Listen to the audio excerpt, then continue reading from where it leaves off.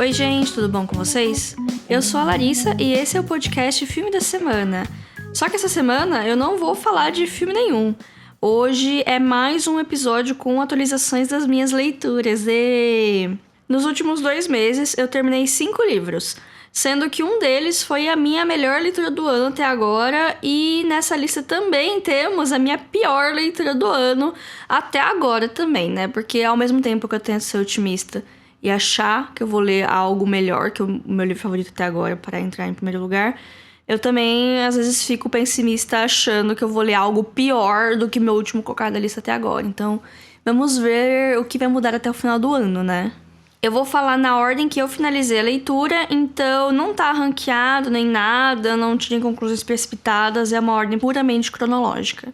Vocês lembram que no último episódio eu tinha acabado de ler Six of Crows e tava ansiosa para ler a continuação dele? Então, esse momento ainda não chegou. Então, até o final do ano, vem aí as minhas impressões de Crooked Kingdom. Assim que eu terminar de ler Duna, eu vou voltar a me jogar nas fantasias. E falando em Duna, tá rolando, tá mais devagar do que eu esperava, mas nossa, eu não vou queimar pauta. Quando eu terminar, provavelmente vai ter um episódio sobre o filme, porque eu quero ver o filme e falar, comparar com o livro, mas vamos que vamos, né? Vamos ver o que o futuro nos reserva. O primeiro livro que eu finalizei nesse meio tempo foi o nacional queridinho do momento, Torturado, do Itamar Vieira Júnior. E eu já afirmo que o hype, ele é justificado sim. Eu fiz muitas leituras boas esse ano, mas esse aqui me marcou de um jeito especial. Ele foi escrito poucos anos atrás, já ganhou vários prêmios e é recomendado a rodo pela galera. A leitura dele é muito fácil, fluida, as protagonistas são cativantes e elas te levam nessa história que é cheia de camadas. Eu acho interessante ler ele sabendo o mínimo possível da história, mas eu vou tentar fazer um resumo breve para cativar a atenção de vocês. Na história, a gente acompanha 2 irmãs, a Bibiana e a Belonísia, que começam o livro crianças e a história segue ambas até que elas se tornam adultas, o que meio que torna o livro um romance de formação, já que vários temas do gênero são usados aqui, mas sem ser o foco principal.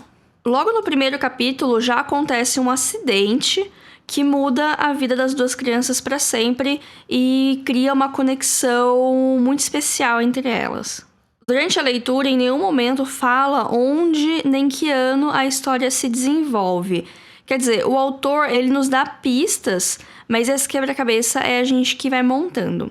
As irmãs nasceram numa família de trabalhadores rurais que trabalham em troca de ter um lugar para morar, numa relação que não chega a ser escravidão, porque alguma das pistas do autor colocam a narrativa já no século XX, né? Para quem não sabe, a escravidão foi extinta, né, por assim dizer, em 1888, aqui no Brasil.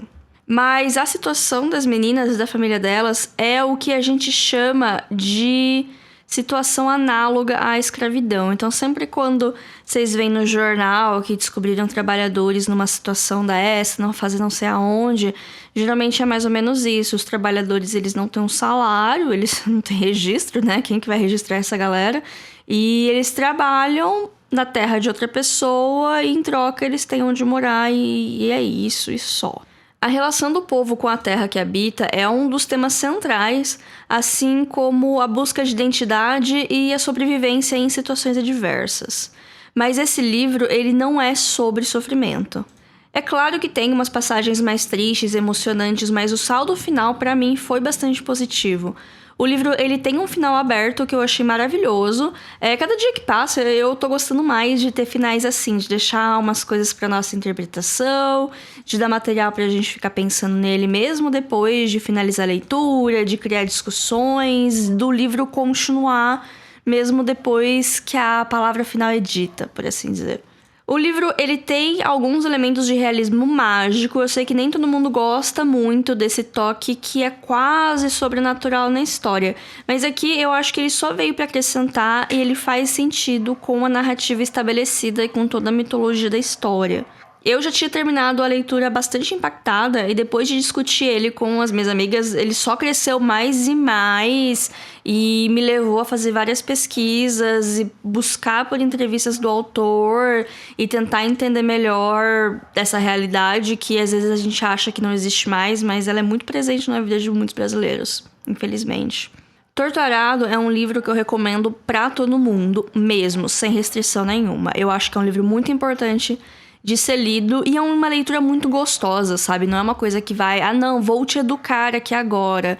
É uma história de ficção que é muito boa de ler e te faz ficar pensando em várias coisas interessantes. O próximo livro que eu terminei se chama A Magia de Hollywood, do Terry Pratchett, que é o livro de número 10 da série Discworld, que pode ser lido em qualquer ordem. Eu leio na ordem de publicação porque eu sou chata.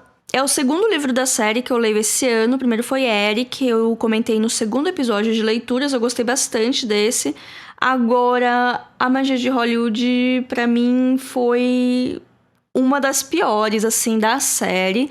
Não é ruim, mas não é tão boa quanto as outras. E eu acho que tem um pouco de potencial desperdiçado, por assim dizer. Pra quem não conhece, Discworld é uma série de alta fantasia que acontece no mundo fictício, que é uma grande coletânea de sátiras e clichês de fantasia, ficção científica e críticas sociais. Nesse livro em específico, o autor imagina o surgimento do cinema num mundo mais primitivo e com mágica de verdade.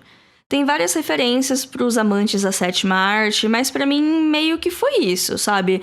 Teve vários momentos isolados que foram legais e interessantes, mas eles são unidos por uma história que é bem mediana.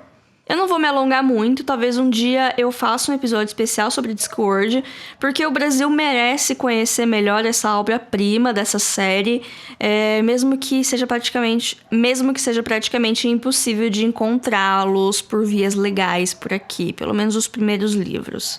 Nosso terceiro livro de hoje eu também li numa leitura coletiva. Inclusive, eu acho bem pouco provável que eu leria ele sem ser nessa situação. Por isso que clubes do livro são tão bons. Eles te fazem conhecer coisas novas e te fazem sair da sua zona de conforto. E esse livro me tirou 100% dela. Trata-se de Minha Querida Sputnik, do Haruki Murakami. Esse livro é uma viagem. Eu terminei ele tem quase um mês e eu ainda me pego pensando nele, principalmente no final, que é super aberto. Ele conta a história da jovem Sumire, de 22 anos, que largou a faculdade para ser escritora, mas tá tendo um pouquinho de dificuldade nisso. No caso, escrever, né? Nem ser uma escritora de sucesso, ela tá com um bloqueio criativo mesmo. Tudo muda quando ela se apaixona por uma mulher mais velha, que acaba lhe oferecendo um emprego. Com isso, as duas se tornam mais próximas e a Sumire começa a ficar obcecada por essa mulher. Mas esse livro, ele não é um romance, assim, e o fato da protagonista se descobrir LGBT é tratado de uma maneira bastante natural, ou seja, sem auê. Até porque não é essa parte importante da história. Aliás, porque o fato dela se apaixonar, ela se descobrir apaixonada pela primeira vez na vida dela, acaba criando um turbilhão de emoções que acaba refletindo nas ações do livro, que, como eu falei, é uma loucura. No caso, a gente tem 3 personagens principais, entre aspas, né? A Sumire, que é a grande catalisadora de tudo. A Mil, que é a mulher mais velha, que é a patroa dela, que tem uma empresa de vinhos, é toda chique, mas sofreu um grande trauma no passado que assombra ela até hoje. E o narrador da história, que é o melhor amigo da Sumire, que narra toda a história pra gente como se estivesse contando uma grande fofoca. Então, é interessante porque, né, nessa quarentena de isolamento, quem não gosta de uma boa fofoca, mas também porque ele não tem a visão 100% do que tá acontecendo. Ele conta pra gente a história sem estar lá, né? Então, ele tá contando uma coisa que contaram pra ele. Então, tem todo esse negócio do narrador não confiável. E tem umas horas que o narrador meio que muda, tá em segunda pessoa, vai pra terceira. Da metade pra frente, gente, é uma loucura.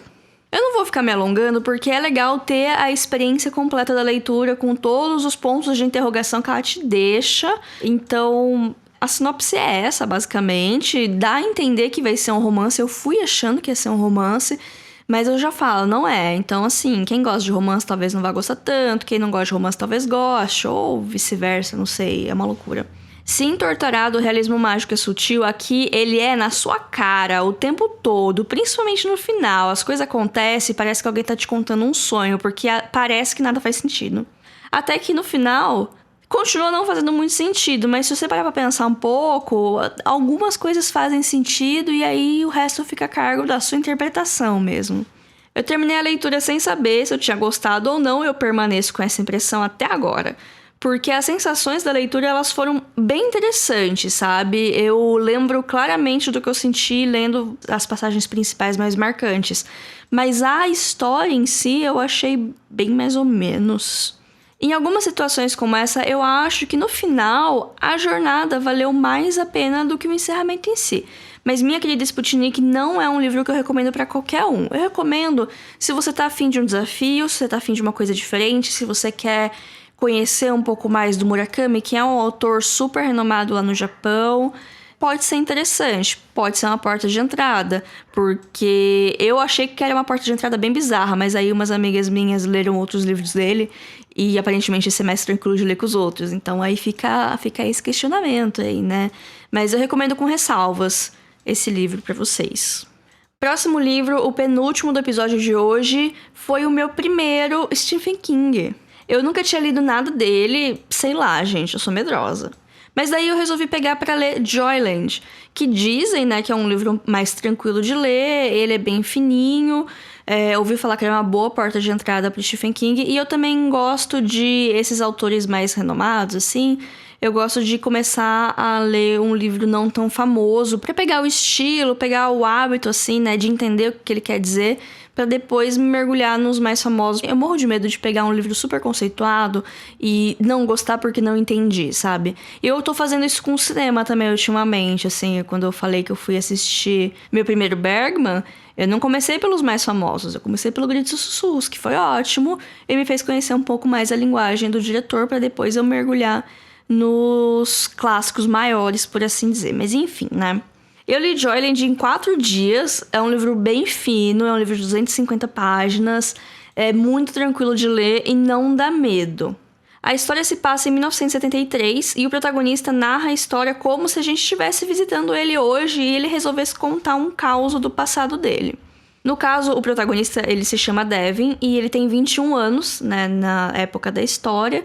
Ele tá na faculdade, ele acabou de passar pelo primeiro término do namoro da vida dele, que ele tava mega apaixonado, levou um pé na bunda, ele tá meio jururu com isso. Daí, ele resolve passar o verão trabalhando em Joyland, que é um parque temático de médio porte, que só abre no verão porque nos Estados Unidos tem aquele negócio de frio, né, que as coisas não abrem o ano todo, diferente daqui, né. Nesse parque de diversões, tem uma lenda de que o trem fantasma é realmente assombrado por um fantasma de verdade, já que uma jovem foi morta nele alguns anos antes. Mas o fantasma não é o ponto da história, e quando aparece não é um fantasma do mal, por assim dizer. Isso não é spoiler. O grande arco aqui é o do próprio Devin, amadurecendo, aprendendo mais sobre o mundo e sobre ele mesmo, por assim dizer. Ele é um grande faz-tudo no parque e eu vi muita gente criticando a parte cotidiana da história. Porque ele chega no parque, ele começa a descrever as coisas que ele aprendeu, as coisas que ele fez, as conversas que ele teve meio estranhas, assim, com a cigana que tira a sorte do parque. Aí isso vai ter, claro, um significado lá na frente. Mas tem muito essa parte de dia a dia que eu vi gente reclamando que era meio lento. Mas eu, particularmente, adorei. Porque, assim, eu preciso explicar. Eu tenho um negócio com parques de diversão. Porque eu gosto da estética, eu adoro filmes, séries, livros que se passam nesses lugares. Toda essa aura de diversão, sabe? De fazer as pessoas felizes. Eu gosto muito disso. Assim como gosto de histórias sobre bastidores de entretenimento. Até porque, assim, eu não acho que nessa altura da minha vida eu tenha um emprego dos sonhos. Até porque eu gosto muito do meu trabalho atual. Mas eu tenho esse quê de desejo de trabalhar com entretenimento, sabe? De deixar as pessoas felizes. Mesmo eu não sendo a cara que as pessoas veem mais nos bastidores e tal. Mas enfim, o livro fala muito sobre isso, e as minhas partes favoritas é quando ele descreve o dia dele, quando ele tem que usar a fantasia do mascote e ir lá no lugar onde tem as crianças, e a reação das crianças quando eles veem ele vestido de mascote, que eles não sabem que é uma pessoa, né? Eles são crianças. E, assim, essas partes me deixaram tão feliz, sabe? Eu me senti tão satisfeita lendo essas partes. Tipo, é isso que me deixa feliz, sabe? É ver os outros felizes. Olha só, quem diria, né? O grande mistério da história só vai aparecer de fato mais pra metade do livro. Então, se você for ler essa história achando que é um mistério, talvez você não vai gostar. Achando que é um suspense, talvez você vá se decepcionar. Vai ler o livro achando que é um romance de formação, porque é isso que é, sabe? É uma história de verão de uma pessoa que vai amadurecer, vai passar por um grande evento que vai mudar a vida dele, mas a parte do mistério em si, ela acontece. Eu fiquei muito surpresa com o final, me pegou de surpresa, eu achei um final muito bom, muito emocionante, eu chorei lendo esse livro, gente. E então é isso, assim, eu recomendo, mas vão com a cabecinha de que não é livro de terror de Stephen King, tá bom? Senão vocês não vão gostar. O último livro de hoje foi o que eu finalizei mais recentemente, né, alguns dias atrás, depois de enrolar uns bons 4 anos pra finalmente lê-lo, né? E como lá no começo eu falei que eu ia falar da minha pior leitura do ano e até agora eu só falei bem dos livros que eu li, essa foi minha pior leitura do ano, que foi Harry Potter e a Criança Amaldiçoada. Eu preciso dar contexto que eu ganhei esse livro do Alexandre, nosso editor, em 2017, eu acho. Gente, faz muito tempo. E eu tentei ler na época, mas os nomes que o Harry dá pros filhos dele são muito cringe. E o formato de peça também é cringe. Não é que é cringe, mas sei lá, não gostei, não rolou pra mim. Aí esses dias eu tava limpando meu armário, eu achei esse livro num canto, eu falei, eu tenho que ler isso. Porque, como assim não vou ler? Tem um livro aqui que não tô lendo. Então, na base do ódio, eu peguei essa história pra ler. Eu já comecei com a cabeça de que eu não ia gostar e eu terminei achando pior ainda do que eu achava que ia ser, sabe? Então, as expectativas já eram baixas, mas poxa vida, né? E o que me irrita mais é que pegaram a peça e traduziram o roteiro para português, imprimiram e beleza, é um livro. O pessoal não teve nenhum trabalho de pagar qualquer autor fantasma que tem por aí que faria esse trabalho por 2 vale alimentação, sabe? Não, eles pegaram a peça, imprimiram a peça e é isso. E a gente jogaram migalha pra gente e a gente só aceitou.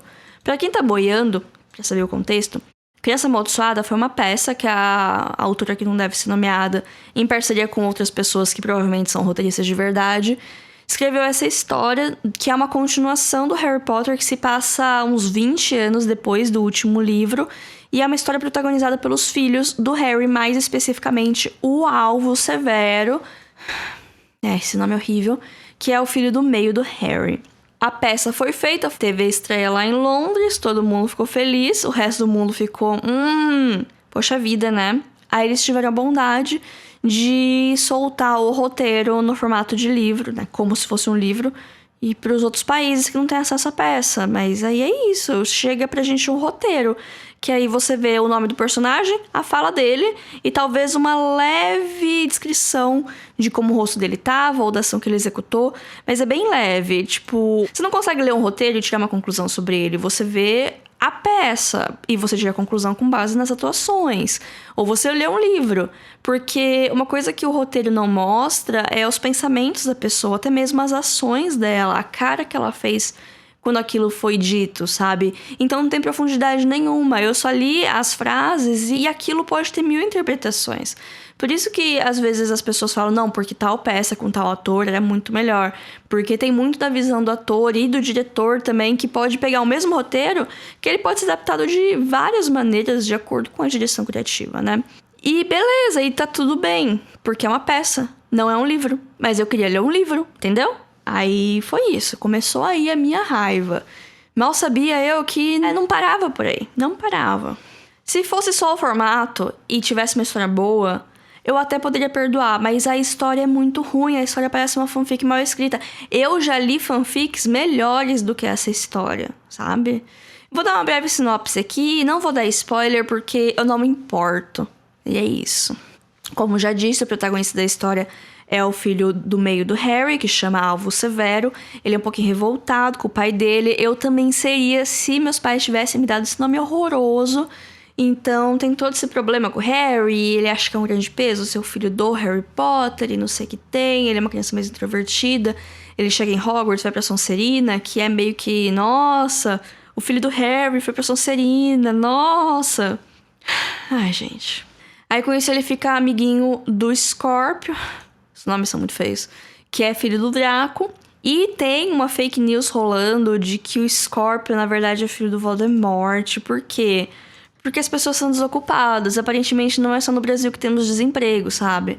Então, rola essa fake news que é absurda, não faz sentido nenhum. Mas ela tem um impactozinho na história e ela é meio que um foreshadow pra uma coisa que vai acontecer, né? Ela tá...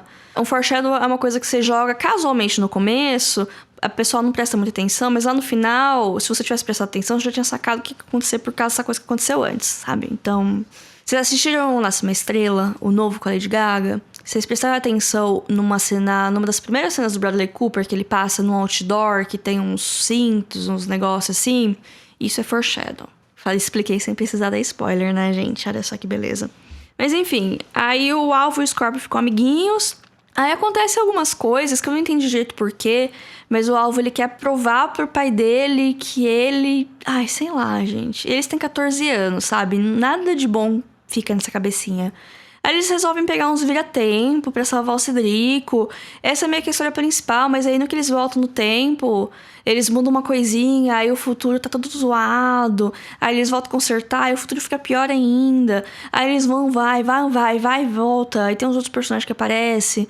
Aí quando tá em 70% do livro, se revela o grande vilão da história. E eu fiquei, meu Deus do céu, que coisa horrível. Porque saiu do nada que essa pessoa era um vilão e as motivações dela são bizarras.